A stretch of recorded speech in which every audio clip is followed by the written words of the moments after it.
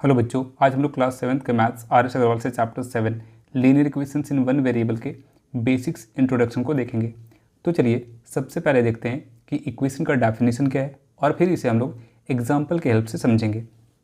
N equation is a mathematical statement that shows two expressions are equal by using an equal sign. Equation एक mathematical statement होता है जो दो expressions को equal show करता है, या फिर आप ऐसे भी समझ सकते हो कि इक्वेशन एक मैथमेटिकल स्टेटमेंट है जो दो इक्वल एक्सप्रेशंस को कंपेयर करता है। चलिए अब इसके एग्जांपल को देखते हैं। फॉर एग्जांपल x + 2 = 5 एक इक्वेशन है। फिर आपके दिमाग में आएगा कि x + 2 एंड 5 इक्वल कैसे हैं। तो देखिए यहाँ पे x एक वेरिएबल है और ये डिफरेंट वैल्यूज ले सकता है, लेकिन अगर हमें x + 2 एंड 5 को इक्वल करना है तो x का यहाँ पे एक कोई स्पेसिफिक वैल्यू होगा, कोई एक खास वैल्यू होगा जो इस दोनों साइड को इक्वल कर देगा। अगर हम लोग x = 3 पुट करते हैं तो देखिए यहाँ पे x के प्लेस पे 3 हो जाएगा, प्लस ये 2 = इधर 5 दिया हुआ है। अब 3 एंड 2 को ऐड करेंगे तो हमें 5 मिलेगा एंड यहाँ पे भी 5। अब देखिए =2 के लेफ्ट साइड वाले वैल्यू को हम लोग LHS बोलते हैं, यानी कि लेफ्ट हैंड साइड, एंड =2 के राइट साइड वाले वैल्यू को हम लोग कहते हैं राइट हैंड साइड। यानी कि यहाँ पे हमारा LHS एंड RHS कहने का मतलब है दोनों साइड का वैल्यू इक्वल हो गया, इसलिए ये एक इक्वेशन है। चलिए इसके और एक एग्जाम्पल को देखते हैं। जैसे कि अगर हम लोग यहाँ पे 2x + 6 = 0 लेते हैं तो क्या ये एक इक्वेशन है? अगर ये इक्वेशन है तो LHS एंड RHS इक्वल आना चाहिए। तो देखिए अगर यहाँ पे हम लोग x के प्लेस पे -3 पुट कर देते हैं तो देखिए यहाँ पे हो जाएगा 2 × x के प्लेस पे -3 प्लस ये 6 = 0, 2 × -3 हो जाएगा -6 प्लस 6 = 0। तो -6 एंड +6 को सॉल्व करेंगे तो हमें मिलेगा 0 = यहाँ पे हो गया 0। अब देखिए यहाँ पे भी LHS एंड RHS इक्वल है, इसलिए ये भी एक इक्वेशन है। तो आई होप आपको इक्वेशन का मीनिंग समझ में आ गया होगा। चलिए अब हम लोग देखते हैं कि सॉल्यूशन और रूट ऑफ द इक्वेशन क्या होता है। तो देखिए किसी भी इक्वेशन में वेरिएबल का वो वैल्यू जो LHS एंड RHS को इक्वल कर दे उसे ही हम लोग सॉल्यूशन या तो रूट ऑफ द इक्वेशन कहते हैं। जैसे कि ऊपर में हमने जो एग्जांपल देखा, यहाँ पे देखिए x + 2 = 5 एक इक्वेशन है, एंड जब हमने यहाँ पे x = 3 पुट किया तो यहाँ पे LHS एंड RHS का वैल्यू इक्वल आ गया, इसलिए x = 3 जो है ये हमारा सॉल्यूशन या तो रूट ऑफ द इक्वेशन हम इसे कह सकते हैं। चलिए यहाँ भी मैं आपको एग्जाम्पल से समझा देता हूँ। जैसे कि x + 4 = हमने यहाँ पे 5 लिया, ये एक इक्वेशन है। अब हमें इसके रूट्स को फाइंड करना है कि इसका रूट क्या होगा। रूट कहने का सीधा सा मतलब है x का वो वैल्यू जो इस इक्वेशन के LHS एंड RHS को इक्वल कर दे। अब देखिए अगर हम लोग यहाँ पे x के प्लेस पे 1 लेते हैं तो यहाँ पे क्या हो जाएगा 1 + 4 = इधर 5 है, तो 1 एंड 4 को ऐड करेंगे तो मिल जाएगा हमें 5 = इधर है 5। यानी कि x = 1 पे इस इक्वेशन का LHS एंड RHS दोनों इक्वल हो गया। सो हम x = 1 को बोलेंगे सॉल्यूशन और root of the equation. Therefore x = 1 is the solution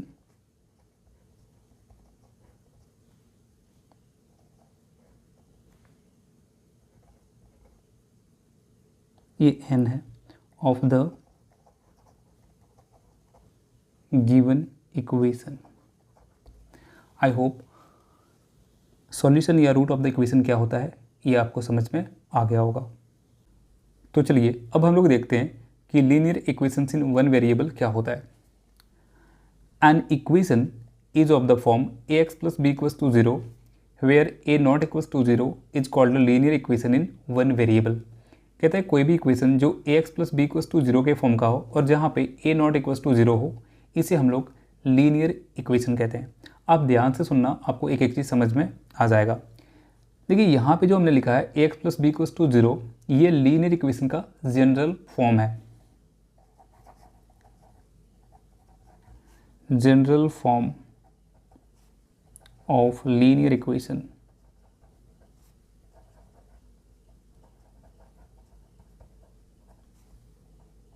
ये होता है a x plus B equals to 0। अब यहाँ पे x के प्लेस पे कुछ भी हो सकता है, जैसे y हो सकता है, z हो सकता है, m हो सकता है ना। अब देखो यहाँ पे हमने लिखा है कि a नॉट इक्वल्स टू 0 है। देखिए यहाँ पे अगर आप a को 0 कर दोगे तो ये पूरा ax वाला टर्म खत्म हो जाएगा और फिर यहाँ पे सिर्फ b बच जाएगा। तो ये linear equation in one variable नहीं होगा फिर, ठीक है। इसलिए यहाँ पे a 0 नहीं हो सकता। दूसरी बात, यहाँ पे आपके दिमाग में और एक चीज़ आ रहा होगा कि अगर यहाँ पे x वेरिएबल है तो a एंड b फिर क्या है। तो यहाँ पे a एंड b कोई रियल नंबर होगा, जैसे a 2 हो सकता है, b 3 हो सकता है, a -4 हो सकता है, b 6 हो सकता है, a √2 हो सकता है, b 5 हो सकता है ना। ऐसे कई नंबर्स यहाँ पे a और b के प्लेस पे हो सकते हैं, लेकिन ये रियल नंबर ही होंगे। अब इसे समझने के लिए ना एक एग्जाम्पल लेते हैं।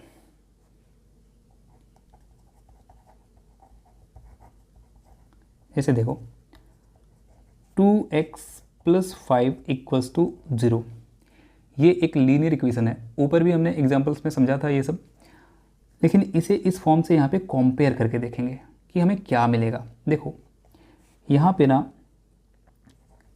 हम लिख रहे हैं x plus B equals to 0। तो देखो यहाँ पे x के आगे 2 है, यानी कि x का कोफिशिएंट 2 है, और यहाँ पे x के आगे a है, यानी कि x का कोफिशिएंट a है। तो हम अगर इस दोनों इक्वेशन को कंपेयर करेंगे ना, तो यहाँ पे हमें a का जो वैल्यू है ये 2 मिल जाएगा, एंड फिर b का वैल्यू हमें 5 मिल जाएगा। तो देखो यहाँ पे a इक्वल्स टू 2 मिला एंड b इक्वल्स टू 5, एंड ये हमारा रियल नंबर है, ठीक है। अब देखो एक बात और आपको यहाँ पे समझना है कि कोई भी लीनियर इक्वेशन का जो डिग्री होता है वो 1 होता है, ठीक है। तो यहाँ पे आप देखो ये जो जनरल फॉर्म है लीनियर इक्वेशन का, इसमें x का हाईएस्ट पावर कितना है, तो 1 है। इसलिए हम यहाँ पे लिख सकते हैं कि डिग्री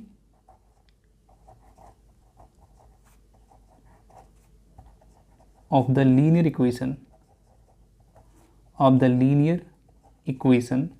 ये हमेशा 1 रहेगा। अब डिग्री होता क्या है, तो किसी भी इक्वेशन या किसी भी अलजेब्रिक एक्सप्रेशन में जो वेरिएबल का हाईएस्ट पावर होता है उसे ही हम लोग डिग्री कहते हैं। देखिए मैं आपको एक और एग्जांपल यहाँ पे दे रहा हूँ। जैसे मान लीजिए कि हमने यहाँ पे 2x² plus 3x minus 2 equals to 0 लिख दिया। अब देखिए ये एक लीनियर इक्वेशन नहीं है, ये एक क्वाड्रेटिक इक्वेशन है, जो कि आप क्लास 8 में पढ़ना स्टार्ट करोगे और 9, 10, 11, 12 हर जगह पे ये आएगा। क्वाड्रेटिक इक्वेशन है। अब देखो यहाँ पे ना x पे पावर 2 है और यहाँ पे आप देखोगे तो x पे पावर 1 है, लेकिन मैंने अभी आपको क्या कहा, डिग्री क्या होता है। तो किसी भी एक्सप्रेशन या इक्वेशन में x का जो हाईएस्ट पावर है उसे आपको देखना है। तो देखिए यहाँ पे x का हाईएस्ट पावर क्या है, 2 है। तो अगर हम इस इक्वेशन का डिग्री लिखें तो इस इक्वेशन का डिग्री हो जाएगा 2।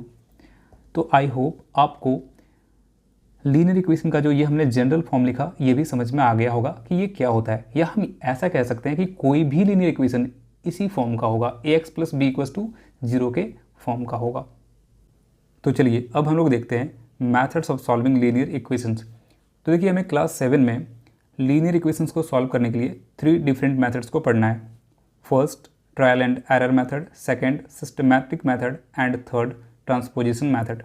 हमें most of the questions transposition method से ही सॉल्व करना होता है, लेकिन किसी किसी क्वेश्चन में हमें फर्स्ट एंड सेकंड वाला ये जो मेथड है इसे यूज़ करने के लिए कह दिया जाता है, ठीक है। तो चलिए सबसे पहले हम लोग देखते हैं कि ट्रायल एंड एरर मेथड क्या है।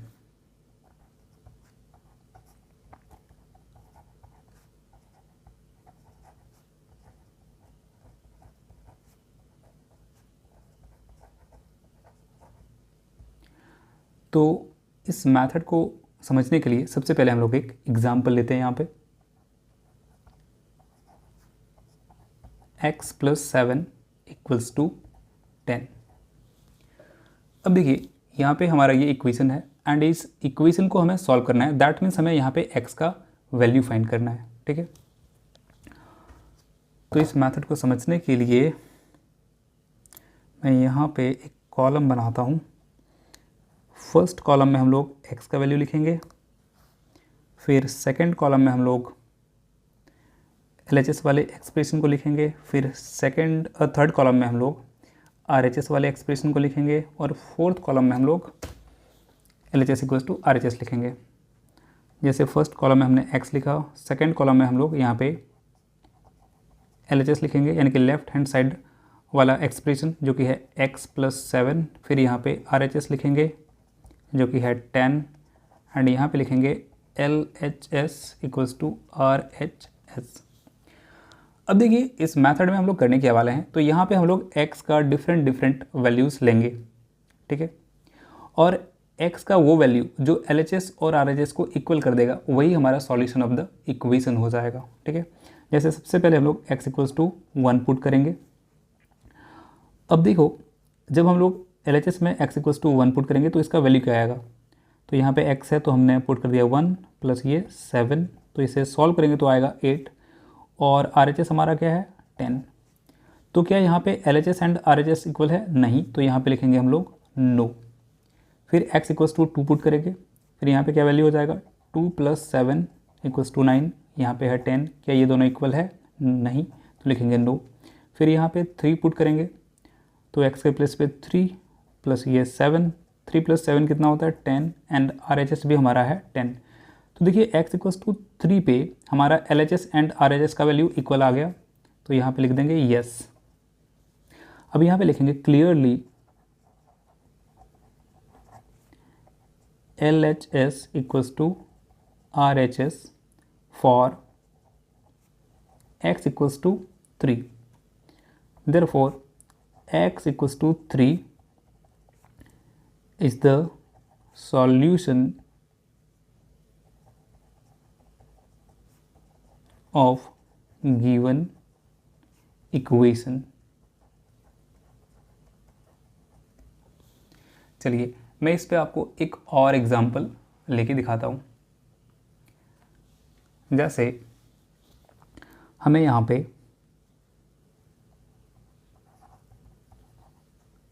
2x + 3 = 11 एक इक्वेशन दिया गया है और यहाँ पे हमें x के वैल्यू को फाइंड करने के लिए कहा गया है by using trial and error method. तो हम लोग यहाँ पे एक कॉलम बना लेते हैं। एक कॉलम में x का वैल्यू लिखेंगे, एक में LHS रहेगा, एक में RHS रहेगा।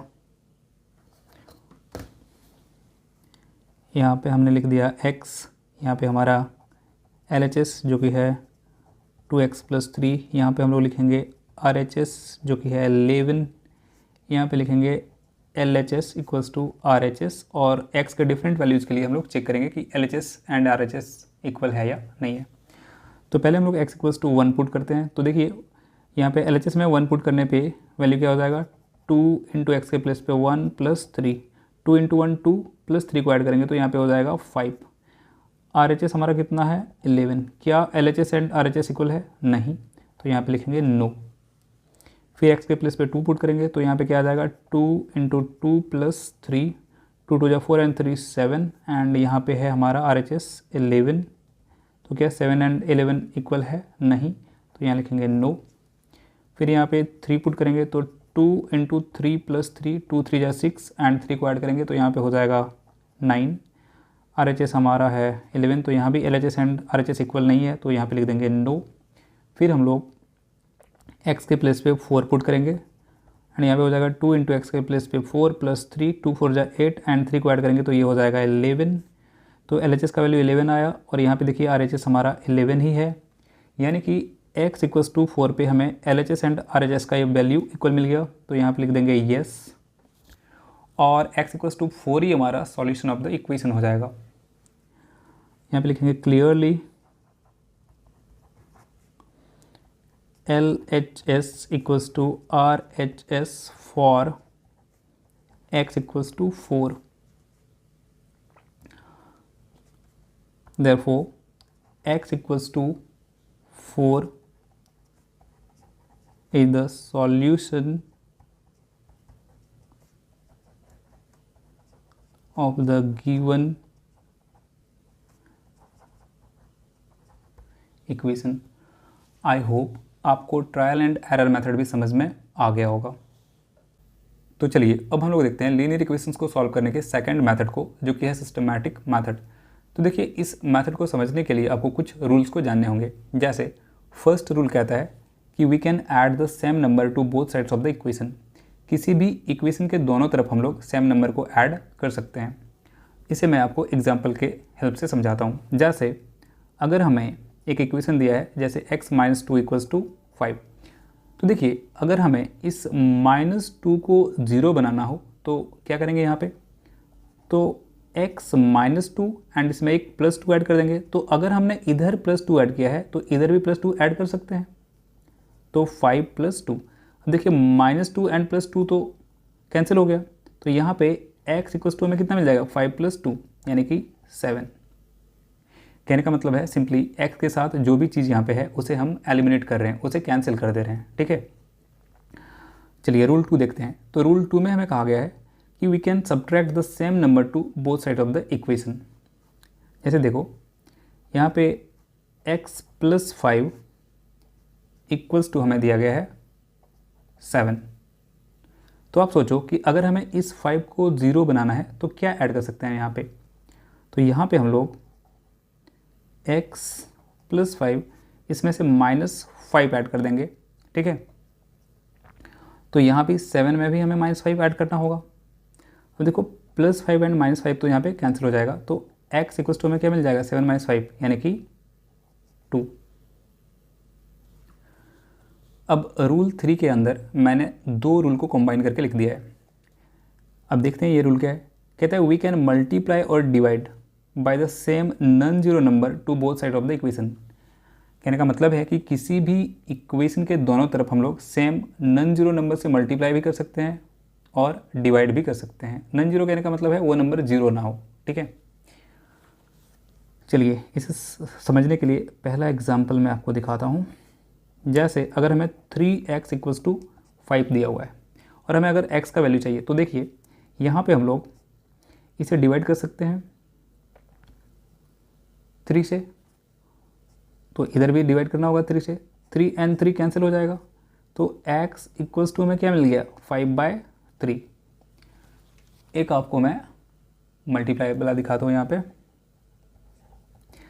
जैसे मान लो कि आपको x/5 इक्वल्स टू ना कुछ लाइक ऐसा 10 दिया हुआ हो, तो अगर हमें इस 5 को कैंसिल करना है तो सोचो कैसे कैंसिल कर सकते हैं, क्योंकि x के साथ जो भी चीज़ है प्लस में रहे, माइनस में रहे, डिवाइड में रहे, उसे हमें ख़त्म कर देना है। सिर्फ x का कोफिशिएंट 1 होना चाहिए, तभी तो x का वैल्यू आएगा। तो देखो यहाँ पे ना x/5 है, तो इसमें आप 5 से मल्टीप्लाई करो, तो इधर भी हम लोग राइट हैंड साइड में भी 5 से मल्टीप्लाई करेंगे। अब देखो ये 5 ना इस 5 को 1 टाइम में कैंसिल कर देगा, तो x × 1 क्या होगा, x ही होगा, और 10 × 5 क्या हो जाएगा, 50। तो यहाँ भी हमें x का वैल्यू मिल गया। आई होप कि आपको ये बातें समझ में आ गई होंगी। अब मैं आपको ऐसा इक्वेशन दिखाता हूँ जिसमें एक से ज़्यादा रूल हमें अप्लाई करना पड़ सकता है। चलिए इसके लिए एक एग्जांपल लेते हैं हम लोग। जैसे कि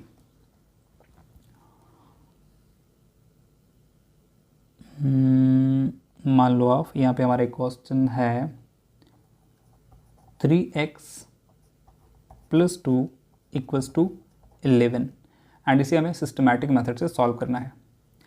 तो देखो सबसे पहला स्टेप में जो भी चीज़ प्लस या माइनस में है इसके साथ उसे हमें ख़त्म करना है। तो इसमें हम लोग फर्स्ट स्टेप में क्या लिखेंगे, अब देखिए 3x के साथ क्या प्लस में है 2, तो इसे हम लोग हटाएंगे। तो +2 को 0 कैसे बना सकते हैं, इसमें -2 ऐड करके। तो यहाँ पे लिखेंगे एडिंग -2 ऑन बोथ साइड्स। आप एक साइड में ये काम नहीं कर सकते हो वरना इक्वेशन चेंज हो जाएगा। तो देखो 3x है प्लस यहाँ पे 2 है, फिर इसमें हम लोग प्लस ऐड कर देंगे -2। आप डायरेक्टली यहाँ चाहो तो -2 लिख सकते हो, उससे कोई दिक्कत नहीं है। फिर यहाँ पे 11 है, इसमें भी हम लोग ऐड कर देंगे -2। अब देखो यहाँ पे क्या हो गया, 3x + 2 and plus into minus क्या होता है -2। फिर 11 एंड प्लस इंटू माइनस क्या होता है -2। अब देखो 2 एंड -2 कैंसिल आउट हो गया, तो हमें यहाँ से 3x = 2 क्या मिल जाएगा, 11 - 2 यानी कि 9। अब देखो x के साथ 3 मल्टीप्लाई है, तो इस 3 को कैंसिल करने के लिए दोनों साइड हम लोग क्या करेंगे, 3 से डिवाइड दे देंगे। तो यहाँ पे लिख सकते हैं हम लोग डिवाइडिंग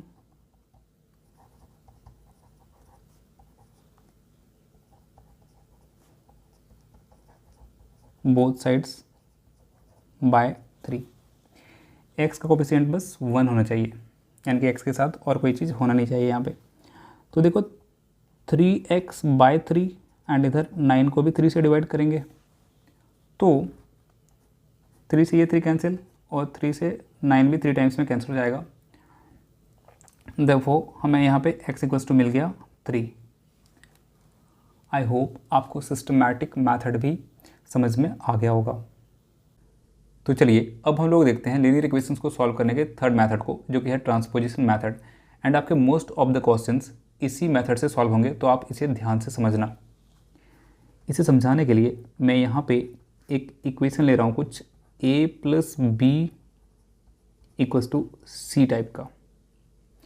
इसे बस मैं समझाने के लिए यहाँ पे लिया हुआ हूँ। अब देखो अगर मुझे यहाँ पे a का वैल्यू चाहिए, तो मैं इस +b को लेफ़्ट हैंड साइड से राइट हैंड साइड में लाऊंगा, तो इसका साइन चेंज कर जाएगा। तो यहाँ पे हम लोग a = लिख सकते हैं c एंड +b को अगर इक्वल्स के इधर लाएंगे तो ये -b हो जाएगा। चलिए इसे हम लोग एक रियल इक्वेशन के एग्जांपल से समझते हैं। जैसे अगर हमारे पास x + 2 दिया हुआ हो = 5, तो हमें यहाँ पे x का वैल्यू चाहिए, तो x = हम लोग लिख सकते हैं 5 एंड +2 को इक्वल्स के इधर से इधर लाएंगे तो ये हो जाएगा -2 एंड यहाँ पे हमें x = मिल जाएगा 3। चलिए अब इसमें टाइप 2 देखते हैं हम लोग।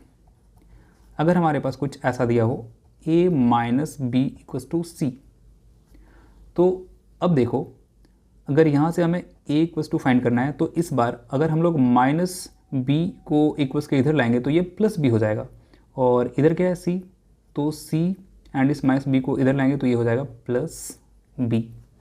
इसके लिए भी एक एग्जांपल लेते हैं। जैसे मान लो कि x - 4 = यहाँ पे हमारे पास 6 है, और हमें यहाँ पे x का वैल्यू चाहिए, तो x = क्या लिख सकते हैं 6 एंड -4 को इक्वल से इधर लाएंगे तो ये हो जाएगा +4, तो x का वैल्यू मिल जाएगा हमें यहाँ पे 10। चलिए इसमें टाइप 3 देखते हैं हम लोग।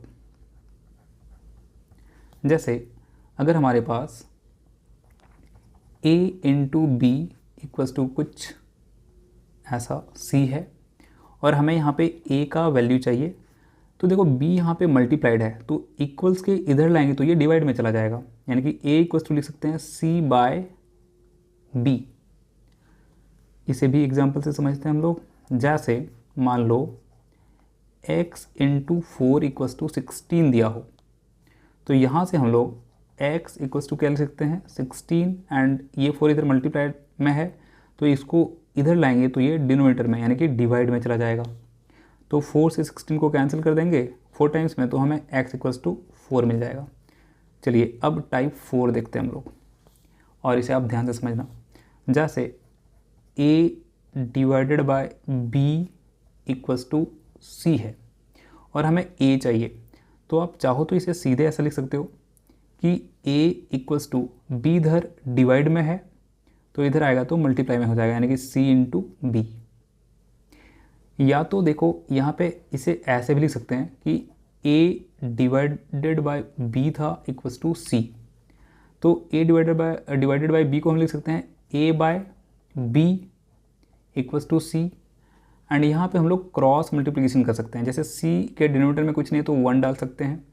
अब देखो a को आप 1 से मल्टीप्लाई करोगे तो आपको ए मिलेगा और बी से सी को मल्टीप्लाई करोगे तो आपको अगेन क्या मिल जाएगा, बी इंटू सी या सी इंटू बी, कुछ भी आप लिख सकते हो।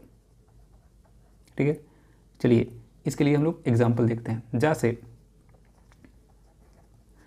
कि अगर हमारे पास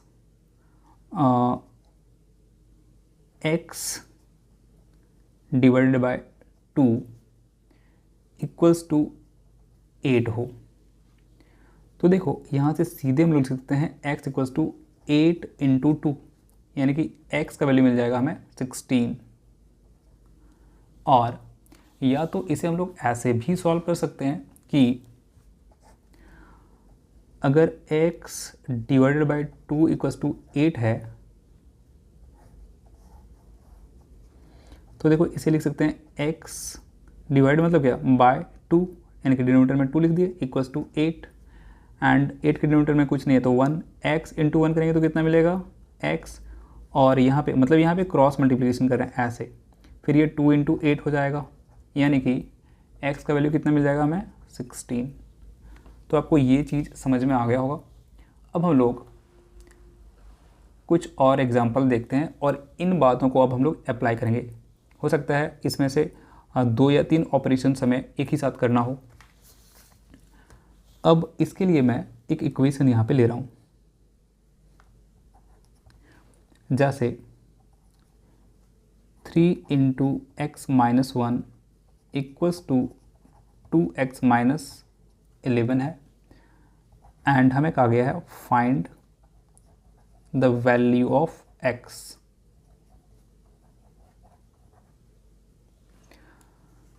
तो चलिए अब इसे हम लोग सॉल्व करते हैं। 3 into X minus 1 equals to दिया हुआ है 2x माइनस 11।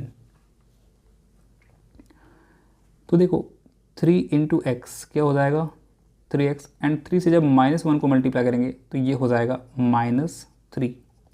फिर यहाँ पे है 2x एंड इसके साथ में है -11। अब इसे हम लोग सॉल्व करते हैं। तो देखो लाइक टर्म्स को आप एक साथ लेते आओ, जैसे यहाँ पे 3x है तो हमने लिखा 3x। अब देखो 2x को हम इक्वल्स के इस साइड यानी कि RHS से LHS में ला रहे हैं, तो ये इधर पॉजिटिव है इधर आके नेगेटिव हो जाएगा, तो इसे लिख सकते हैं -2x इक्वल्स टू, यहाँ पे -11 है तो इसके साइन में कोई चेंज नहीं होगा। अब -3 देखो LHS में है, इसे RHS में लेके आएंगे तो ये हो जाएगा +3, और 3x माइनस 2x जो कि हमें x मिलेगा इक्वल्स टू -11 में अगर आप 3 ऐड करते हो तो आपको मिल जाएगा -8। तो ये हमारा x का वैल्यू हो गया। आई होप आपको ट्रांसपोजिशन मेथड समझ में आ गया होगा। अब हम लोग नेक्स्ट वीडियो में एक्सरसाइज को सॉल्व करेंगे।